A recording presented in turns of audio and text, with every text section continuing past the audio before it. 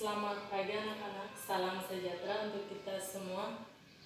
Sebelum kita memulai kegiatan belajar mengajar kita, alangkah baiknya kita berdoa dulu ya. Kita berdoa menurut agama dan kepercayaan kita masing-masing. Doa dimulai.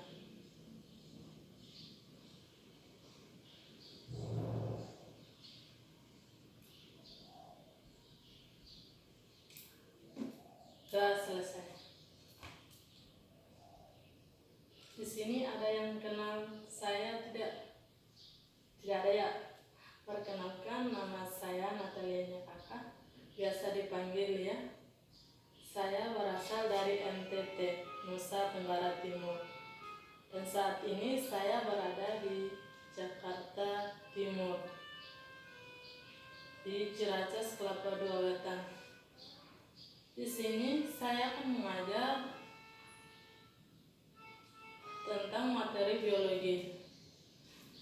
Anak-anak ada yang tahu tidak tentang materi biologi itu apa? Ada yang tahu tidak tentang biologi? Ya, biologi berasal dari dua suku kata, yaitu bios dan logos, yang artinya bios artinya hidup dan logos artinya makhluk. Jadi, ilmu biologi adalah ilmu yang mempelajari tentang makhluk hidup seperti tumbuhan, hewan, dan manusia. Di sini saya sudah menuliskan ada ruang lingkup biologi mencakup hakikat biologi sebagai ilmu sains, meliputi yang pertama biologi sebagai ilmu, yang kedua objek kajian biologi, yang ketiga cabang ilmu dalam biologi, yang keempat peranan biologi bagi kehidupan, contohnya di bidang pertanian, peternakan, kedokteran, dan lingkungan. Yang pertama kita akan membahas tentang biologi sebagai ilmu. Yang biologi sebagai ilmu sains bersifat, yang pertama itu bersifat konkret, logis, objektif, universal, sistematik, empiris. Yang bersifat konkret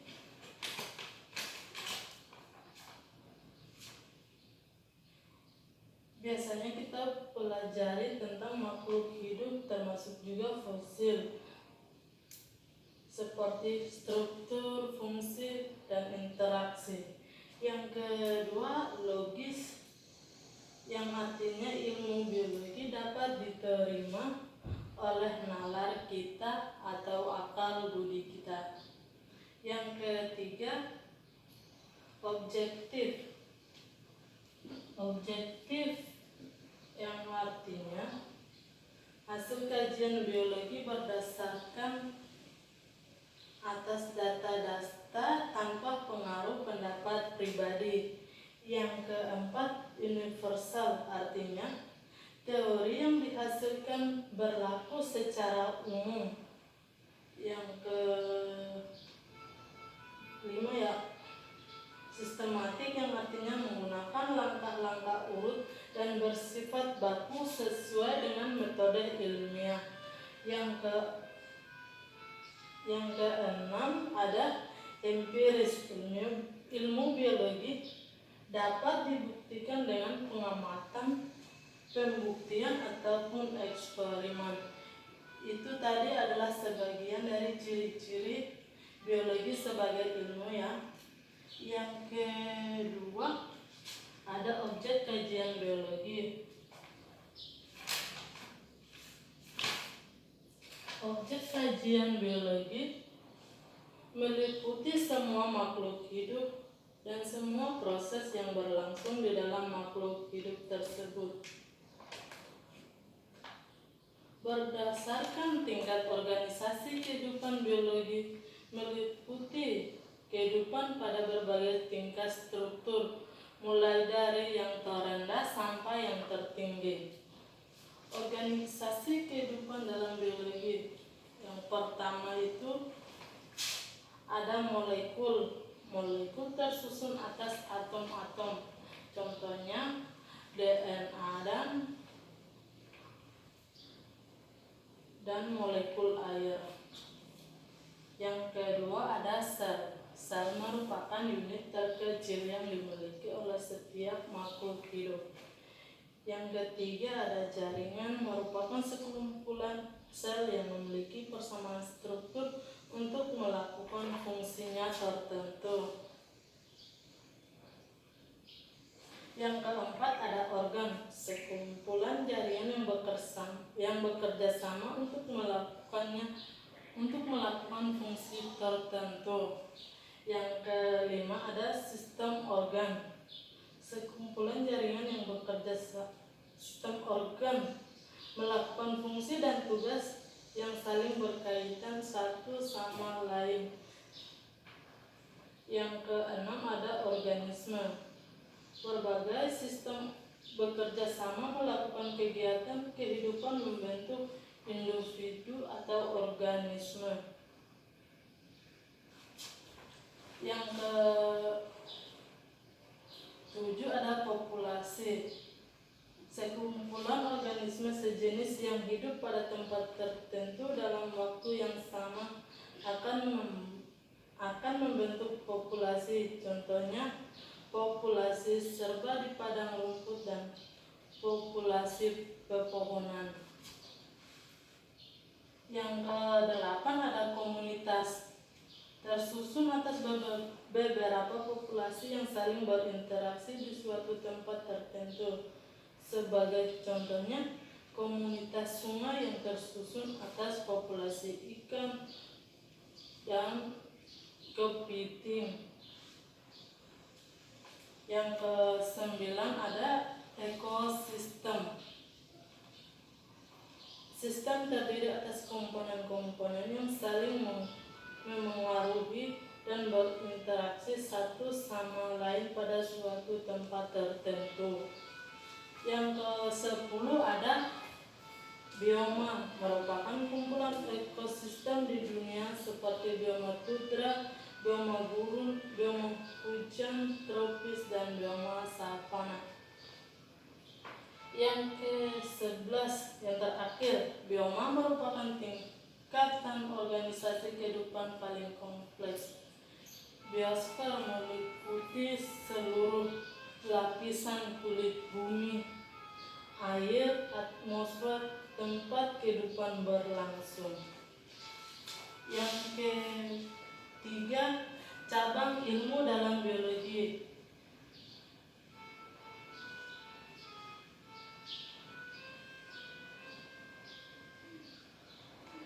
Cabang ilmu biologi meliputi biologi molekuler, penyusun tubuh makhluk hidup tingkat molekuler. Yang kedua ada genetika, cara pewarisan sifat. Yang ketiga sitologi, susunan dan fungsi bagian-bagian sel. Yang keempat histologi, susunan dan fungsi jaringan tubuh makhluk hidup tingkat jaringan. Yang kelima ada anatomi, struktur dalam tubuh makhluk hidup. Yang keenam ada fisiologi, proses dan kegiatan yang terjadi di dalam tubuh makhluk hidup, baik di tingkat organ dan sistem organ. Selanjutnya virologi, ilmu yang mempelajari tentang virus. Yang selanjutnya ada mikrobiologi, ilmu yang mempelajari tentang mikrobiologi. Yang selanjutnya ada botani, ilmu yang mempelajari tentang tumbuhan.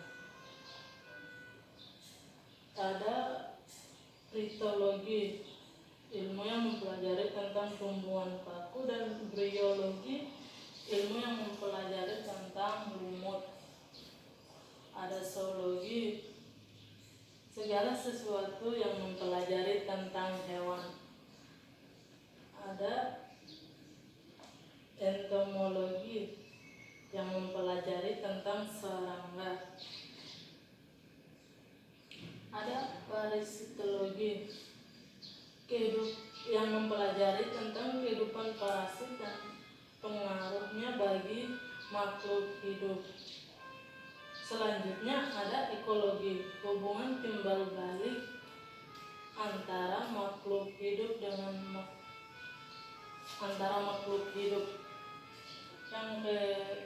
Yang selanjutnya ada evaluasi, perkembangan makhluk hidup dari yang sederhana sampai yang kompleks. Imunologi, ilmu yang mempelajari tentang kekebalan tubuh. Yang selanjutnya ada taksonomi, ilmu yang mempelajari tentang penggolongan makhluk hidup. Yang selanjutnya ada embriologi, ilmu yang mempelajari tentang embrio. Biofisika adalah ilmu yang mempelajari tentang proses-proses fisika dalam kehidupan. Yang selanjutnya ada bioteknologi, ilmu yang mempelajari tentang teknologi yang memanfaatkan organisme. Selanjutnya ada paleontologi, ilmu yang mempelajari kehidupan makhluk hidup pada masa lampau dilihat dari fosil-fosilnya. Selanjutnya ada peranan biologi bagi kehidupan, baik dalam bidang pertanian itu sendiri, yaitu adanya ilmu genetika yang berhasil diciptakan. Misalnya tuh yang buah semangka ya tanpa biji bisa dari hasil genetika,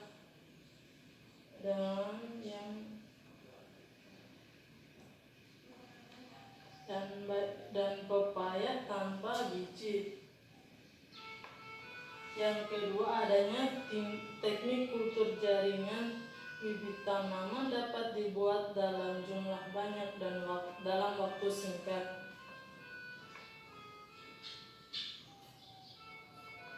Yang selanjutnya ada manfaat biologi dalam bidang peternakan ya.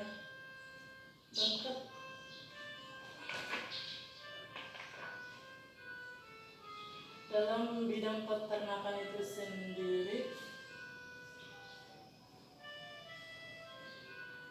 telah ditemukan beberapa inseminasi buatan untuk meningkatkan kualitas ternak itu sendiri. Dikembangkan fertilasi in vitro untuk memperoleh spesies unggul. Misalnya ada perkawinan silang ya. Iya ya pasti. Yang selanjutnya manfaat biologi di bidang kedokteran.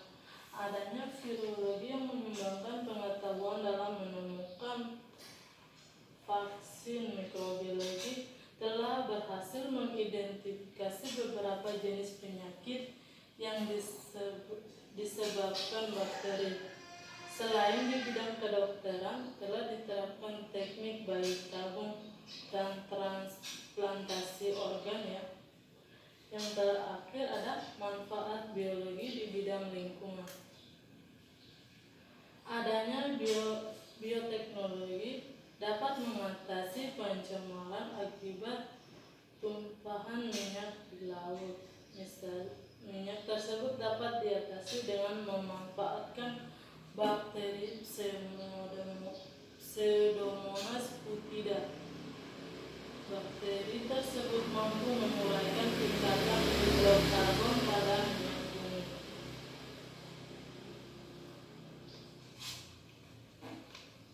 Di dalam bidang lingkungan kita bisa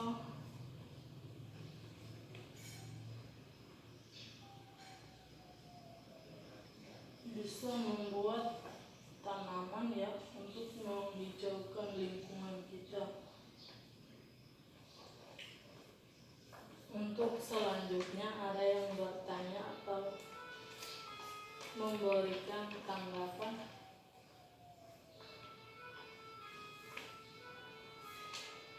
Baik, tidak ada ya.